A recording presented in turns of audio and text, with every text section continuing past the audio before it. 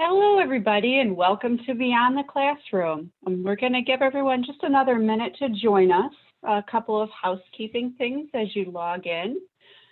This session will be recorded. So if you would like to share it, it will be available after the session. We will send out the session via link so that it can be shared in your networks. Second of all, if you can mute yourself, that would be fantastic. If you have any questions during the session, please feel free to put them in the chat box. We will also have a brief Q&A toward the end of the session if you prefer to ask those in person.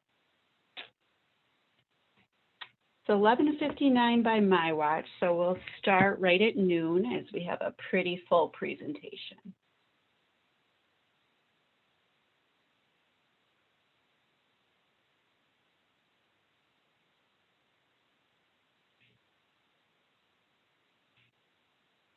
Okay, I'm going to kick us off and get started. Welcome to Beyond the Classroom. Today we're going to have an half-an-hour session regarding information on the New York State Kinship Navigator and also some remarks by the New York State Council School Superintendents. So briefly, I want to kick this off and talk a little bit about kinship care. My name is Ray Glazer. I'm the director of the New York State Kinship Navigator program. Today we'll be hearing from Chuck Diedrick, who is the executive director of New York State Council School Superintendents, and we will also talk about supporting families via the Kinship Navigator program and the services that are provided. That will come from Ryan Johnson, the associate director of the New York State Kinship Navigator. So what is kinship care? Kinship care refers to non-parents, mostly grandparents, blood relatives, and non-relatives, also known as fictive kin, who provide full-time care and control of children in their homes. Mostly we see that kinship caregivers are maternal grandparents. Over 50% of the population that we deal with are maternal grandparents, but also we see great-grandparents, aunts, uncles, grandfathers, adult siblings, and also, as I said, fictive kin, which are typically family friends, godparents, anybody that is stepping in that has a previous positive relationship with a child to care for them when the parents cannot care for the children. Typically, as I said, we see maternal grandparents, and that has to do with kinship math, which is there's a mother and a father, so 1 + 1 = 2. Typically what we see is the dad is not in the picture for some reason. Mom ends up caring for the child, and when she cannot care for the child, her mom steps in. Again, this is very general. As I said, we see all sorts of family members stepping in to care for kids, but it's typically the maternal grandparent. So why do kids end up in kinship care? It is actually typically for the same reasons that they would end up into foster care. You see abuse, neglect, parental mental health, substance abuse, death, incarceration, military deployment.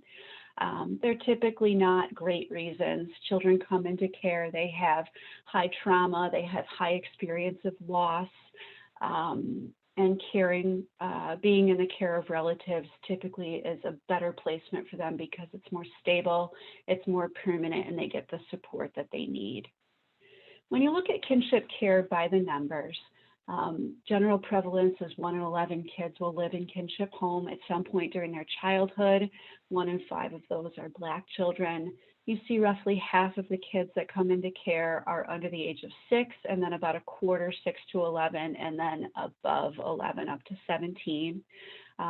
We've got a lot of numbers here, but the main gist is that most kids that are in care are not in foster care. There's 195,000 children that are living with relatives outside of foster care, and only 15,000 in foster care. 7,000 of those with a relative. Kinship care can go from anywhere to a couple of months while the parent gets back on their feet, or up to 18 years. But what we see is typically caregivers are in it for the long haul, and they've had children in their home for 5 years or longer. 50% of them have had contact with Child Protective Services. They may be put into kinship foster care, or go into formal placement, as we would call it, or they may stay informal and have custody or guardianship or no designation, but at some point they've had contact with CPS. And since 2012, over 16,000 children have been placed in direct custody with relatives. And that's when relatives are not placed into formal foster care, but they're being used as a resource without the supports of foster care. So Ryan's going to have a very full discussion about what the navigator can do. Our main goal is to make sure that relatives have all of their options right up front when it comes to financial stability, legal options, and anything else that they need to effectively care for the children in their care. So our common caregiving concerns that we see at the navigator and across the state are really, what are my options in terms of legal permanency, financial stability, and school enrollment? Those are the big ones. So we talk to caregivers a lot about what their different options are, whether it be custody, guardianship, kinship, foster care, and there's many other options. What financial options are available to them, whether it be through temporary assistance, Social Security, child support, and how can they enroll children into school. This is a really big one right now, because when a child comes into care, a kinship caregiver has to have the ability to make educational decisions for the children in their care, namely getting them enrolled into school. So we have with us today Chuck Diedrick, the Executive Director of the New York State Council of School Superintendents, that's going to talk a little bit about what their program does and how they can support us. Over to you, Chuck. And you're still muted. It's taking me a second to unmute. I wasn't getting fantastic. I have two computer screens in front of me and I'm trying to hit the right one. So thank you, Ray. Technology. Thank you. Yep, appreciate it. I think it's plain to see why the relationship between the Kinship Navigator organization and school superintendents is important. We can certainly make sure that school districts around the state hear a common voice from you to them. On the other hand, there are 700 and some school districts around the state and 37 BOCES, and all of them have different policies and procedures in place. And what might work in one district in Schenectady County might not work for a district in Albany County. So one of the things that I always tell people is to be persistent, and it's one of those things that sometimes that's what you have to do. Talk to the people like Ray and Ryan who can help you as well and give you some advice. You should know what the New York State Council of School Superintendents does, and here's where I can make some connections to the things that Kinship Navigator. We are a liaison for superintendents and school districts around the state. We're also a liaison between organizations like this and superintendents, superintendent policy, superintendent issues. Again, not necessarily a school district, but a policy, as in statewide policy. We do that often. We do that a lot. We do it for different organizations in the state, whether it be the state PTA or the teachers unions. We do that. We provide professional development to superintendents. If we see it as something that becomes an issue statewide, we create professional development programs for superintendents and invite them to that. For the past year, we've been doing them online. We did one yesterday afternoon with Russell Sage College, their doctoral program on social emotional learning. And we also got into some of the things about adults and social emotional needs. The other thing we do is advocacy. We do a lot of advocacy. This morning we were talking to people from the legislature. If we find out from an organization like this that there's something that matches what's in our agenda, we certainly make sure that we advocate for that. And the other thing we do is we do lots and lots of legal work. We have 2 full-time lawyers on staff, and it seems like that's a lot of the stuff we do. Next slide, Ryan. See, I did that well, didn't I? I didn't do this, like I said. Yeah, here are some of the things that we're dealing with right now. COVID relief and reopening. The cost of COVID relief, without getting into the specifics, has been immense.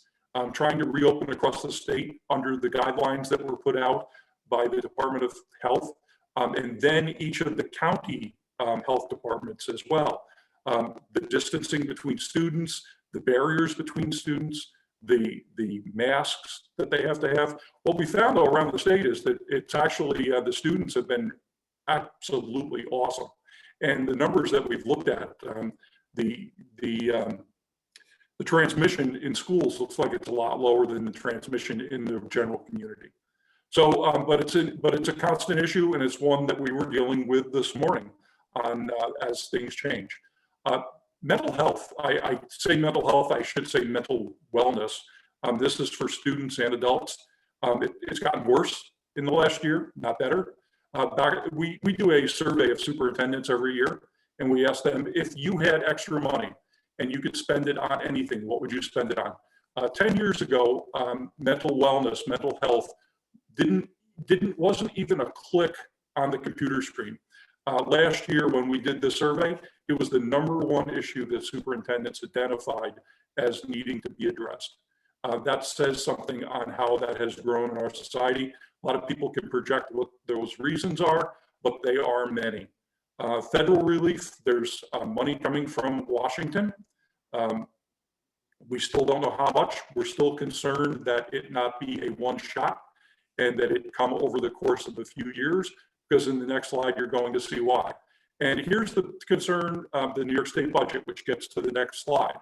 The New York State budget is in a precarious position. And Ryan, if you could move ahead on this one. School aid is about 26% of state spending. And right now, there is whatever the decrease is in the amount of funds that was projected to come in. There is no way on earth that state spending can be cut without it impacting.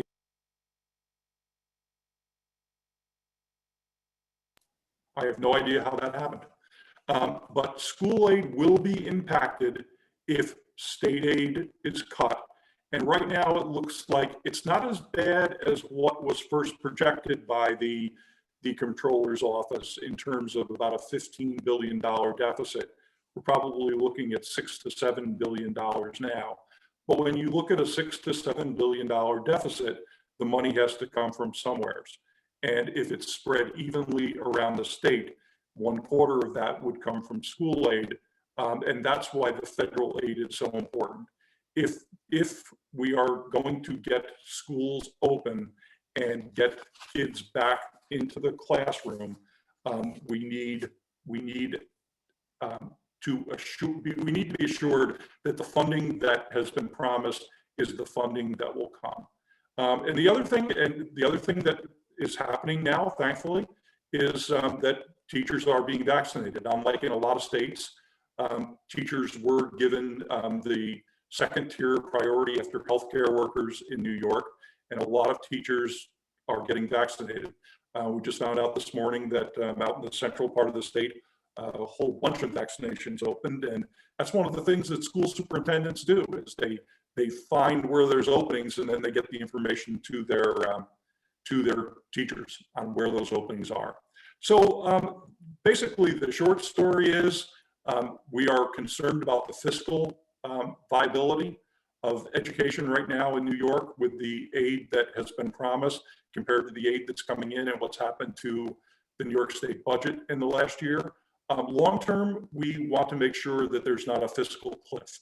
We want to make sure that we are able to sustain what we've been doing and keep things going. And also long term, it's important that school superintendents and organizations like us at NYSKIS work together with organizations like Kinship Navigator to make sure that programs are in place and that policies are in place that work for kids and families. So I thank you for having me here today and telling you a few of the things that are on our mind, and hopefully I'll learn a little bit too. So thank you, Ryan. Thank you, Ray. Thanks, Chuck. You know, one of the things that the Kinship Navigator does, my name is Ryan Johnson. I'm the Associate Director here at the Kinship Navigator. As Ray mentioned, you know, certainly interaction with school enrollment is a big part of what we help caregivers navigate as part of the system. But Chuck brought up a good point that during COVID-19, we have a system of care in New York. So the Kinship Navigator it covers all 62 counties. I'll be talking a little bit more about what we do. But we also have 14 local programs that offer localized case management services in 25 counties around the state. And during COVID, those programs were not getting the funds from the state to operate, but they still continued to help caregivers, their families, and children. And so oftentimes our caregivers, as Ray mentioned, are poor and they don't have access to the technology that was needed to go to school. And so many of our programs on the ground utilized funds that they did have and provided technology access to kids. Across the state, our kinship programs have given out hundreds and hundreds of tablets to kinship families, to children, to be able to attend school virtually. One of our flagship programs down in Yonkers was able to partner with the school district to offer virtual tutoring specifically for our kinship kids, to make sure that they were not getting left behind during that process. So, the kinship program system of care that's working with kids that are often have experienced the trauma, like Ray mentioned, that are having a difficult time emotionally, behaviorally. These programs are there to help them make sure that they're not left behind. So the Kinship Navigator specifically offers these services: information, referral, education, and advocacy. So information comes in the form of what we call legal fact sheets. And what those legal fact sheets are kind of one-page informational, a lot of them are one page, many of them are longer than that, informational packets on how to enroll a child in school, how to apply for public assistance. And the reason we call them legal fact sheets is that they're all cited with laws that are relevant to whatever we're talking about. So if it's laws about school enrollment, it has, what a kinship caregiver can do to enroll a child in school and what laws are pertinent to that. So that's why we call them legal fact sheets. We currently have over 75 fact sheets on our website, ranging in topics from school enrollment to public assistance, to how to obtain a birth certificate, to how to get Social Security, to how to do a tax credit for the child in your care if you don't have a custody order. So a lot of different issues that kinship caregivers face, we address on our website. We do operate in all 62 counties in New York State. So our website is full of county resources as well. And our Kinship Navigator staff are all trained on how to refer out to those local county resources. As I mentioned, there are 14 case management programs you can see under the referral that we refer folks out to, but we also refer to other types of help. So food pantries, heating assistance, clothing assistance, local departments of social services, offices for the aging. So we have all of those resources listed and we often refer to them. The way that we do referrals is that folks call our helpline. So we do over 3,000 callers per year. Ray might correct me and say that that number is a little higher now. But folks call our helpline, we help get them connected to services.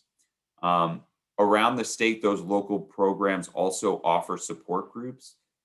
One of the things about intersection with the school districts here is our caregivers are often, as Ray mentioned, grandparents, so they're older. And when they're bringing a second grader to school and seeing all of the young parents, that oftentimes is an isolating feeling. Like, am I the only person in the whole world that's raising my grandchild?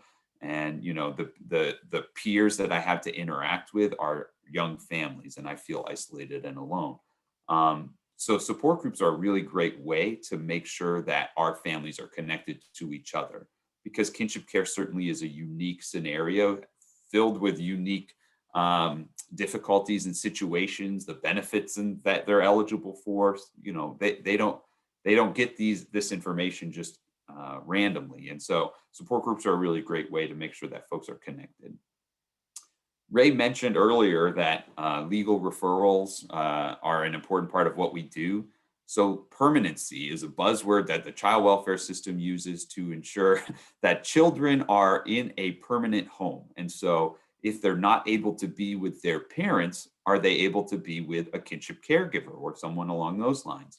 Well, that doesn't just mean dropping a kid off at someone's house and saying, there, that child has now achieved permanency, because, well, there's decision-making responsibilities for a caregiver. And so if you need to bring a child to the doctor, what authority do you have to do so if you don't have a court order or something along those lines? And so these are really important questions that caregivers have, that we attempt to help them with. So there are legal service providers that provide help with petitions and pro bono and low bono services that we connect them to. But we also have a lot of legal fact sheets about how to get authority to make decisions through things like a parental designation or powers of attorney.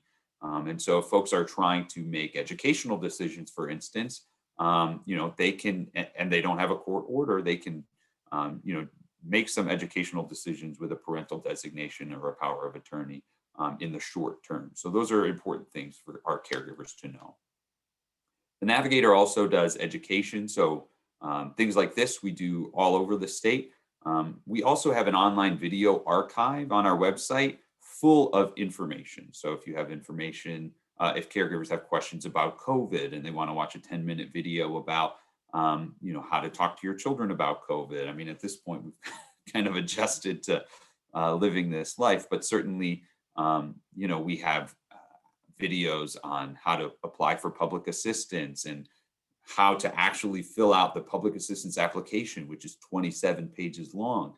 Our caregivers, I think Ray mentioned, are typically eligible for financial resources, about $430 per month in public assistance for one child. About 95% of our children are eligible for that funds. It's based on the child's level of income. So we want to make sure that our caregivers know that that financial resource is available to them. Only about 15% of eligible children in New York State are actually getting that funds. During COVID, the number has actually gone, the number of children receiving that benefit has actually gone down. So we're at about 20,000 children in New York State get what we call a child-only grants, public assistance for the child. We also do legislative education, similar to Chuck and his organization. Kinship caregivers are not what our laws in New York are written for. Laws in New York regarding educational decisions or public assistance are written for parents. And so oftentimes we have to go in and find areas that need correction to include our kinship caregivers to be able to make decisions or be eligible for benefits. So we do a lot of that as well. Advocacy. So when caregivers have difficult cases, difficult situations, we want to make sure that they're getting the attention that they need to rectify those situations. So if they're having a difficult time enrolling a child in school, we will go to our partners in state ed. We will go to our partners in the local school districts to make sure that these issues are being rectified, because it is different. People are concerned about things like school shopping, and we understand that. But our caregivers are usually stepping up in times of crisis and need to have as few hurdles as possible. And that's what we're here for, to help them navigate some of those hurdles. So when folks do call our helpline, which you can see here on the screen, you can see our website address also, we want to make sure that they're connected to the financial assistance and any legal advocacy to make sure that they have decision-making authority to make decisions for the child in their care. We do partner with local kinship services and departments of social services to make sure that they're getting the benefits that they're eligible for, to getting the supports that they need to raise a child. Because remember, these kinship caregivers are usually being asked to care for children on very short notice. Mom might be going into rehab and says, okay, grandma and grandpa, will you take these kids? And that happens on a very short basis. Oftentimes we deal with families who are being called by the hospital to say, hey, so-and-so just gave birth and we found drugs in her system. If you don't come to the hospital and take this newborn, then the child's going to go into foster care with strangers. And so what most families have 9 months to prepare for, our caregivers are showing up and taking children from the hospital home and then trying to scramble to figure out where can they get a crib and a car seat and what resources are available to them to take care of this child. So these are the type of crisis situations that our families are dealing with. And when they're school age, they get dropped off in the middle of the night and they need to go to school the next morning. So what are they doing for transportation? And is it a virtual day or an in-person day? And these are all questions that our caregivers have to deal with, that we're here to try to help mitigate the impact of that family change for them.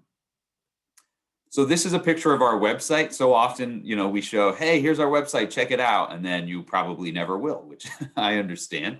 So, but our website is not intimidating, which is why I'm showing it to you. So in the upper left-hand corner, if you want to speak to a kinship navigator directly, you can call. Our helpline hours are 10 to 4, Monday through Friday. You can speak with a live person about your issues. In the bottom right-hand corner, you can see a little chat box. So if you're shy and you don't like to talk on the phone, but you'd rather chat with someone and get the information you need directly, we can upload documents to you. We can give you all the information right through that chat box. So it's a great way to interact with our staff that way. Across the middle here, you see online education is where you're going to find an abundance of video resources. So if you have questions like Kinship 101 or things like custody or guardianship, you can find a lot of that information there. Legal resources is where you're going to find all of our fact sheets, and county resources is where you're going to find all of our localized county resources as well.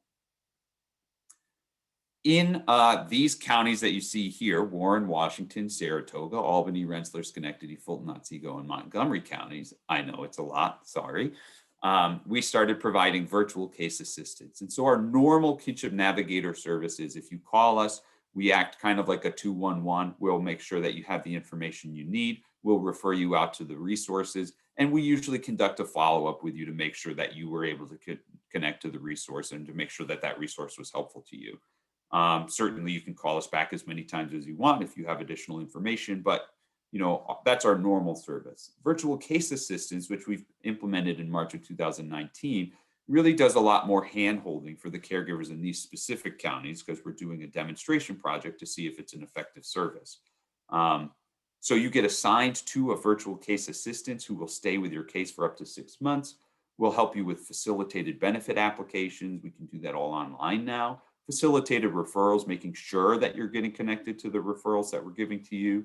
And then we're doing extensive follow-up. What else do you need? We're doing a needs survey with our caregivers to make sure that they're not just calling with whatever the crisis was that they called us for, but we're understanding a little bit deeper about some of the other needs that they might have that they're not thinking about right now. So we're ensuring that that extensive follow-up is done. And like I mentioned, it's part of a demonstration project. And so CHSR stands for the Center for Human Services Research. They're based out of SUNY Albany. They are doing a follow-up with our caregivers to ensure that the service was helpful. And if they take part in our research, they get Walmart gift cards for each time they interact with the evaluator. So if you know caregivers, and we know, all of our children are in school. And so schools are the way to get in touch with this population, because right now there's not a really great way to just say, here's where all the kinship caregivers live. No, they could have gone through family court. They could have gone through child protective services. They could have no interaction with the child welfare system or the public assistance system at all. As Ray said, about 50% of them don't have any connection with the child welfare system. So all of our kids are in school. And so partnering with local school districts to make sure that families that you are aware of have an opportunity to get to the services that the Kinship Navigator provides is an important one. So we have an easy way to do that. And I do see some questions coming in. I just want to make sure that I will answer those at the end here. Okay, thanks, Colleen. I already mentioned the hotline number, and I'll make sure I have those up for folks at the end too. The permission to contact form does make it easy on families. So rather than giving a brochure to say, here's some information about the Kinship Navigator, which you certainly can do and we encourage, the permission to contact form is a direct referral, meaning I'll show you the form itself.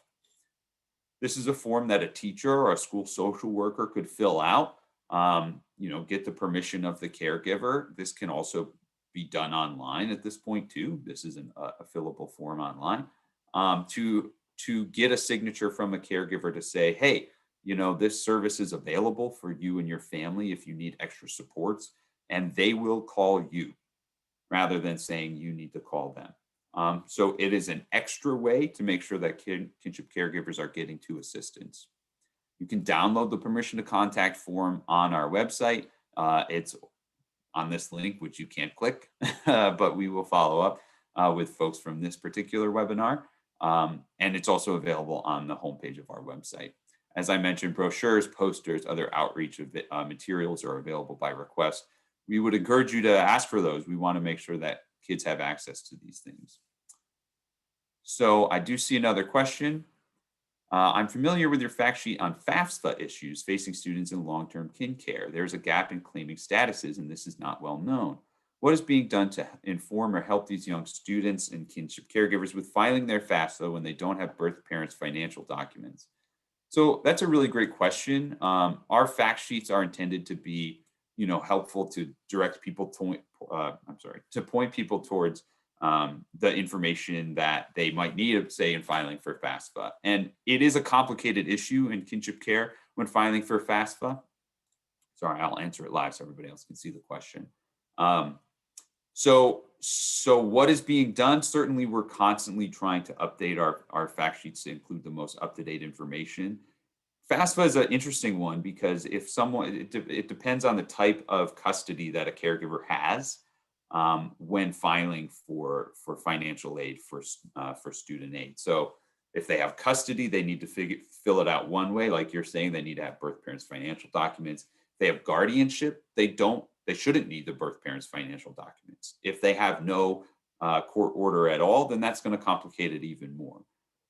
And so certainly what we've done in the past when caregivers are facing this specific issue about FAFSA is to collaborate with the local or with the school, the university that they're dealing with in financial aid for, to make sure that the university understands what the custodial situation is. And we've had universities in the past say, okay, we understand a little bit better now what the issue is. We'll try to find a workaround. So maybe that's not the best answer to your question, but it is something that we certainly have come up and dealt with, and we know that it's an ongoing issue. Are there other questions that we can answer right now? I know we're at 12:31. So here's our contact information. If you have additional questions or would like to reach out to us directly, please feel free to do so.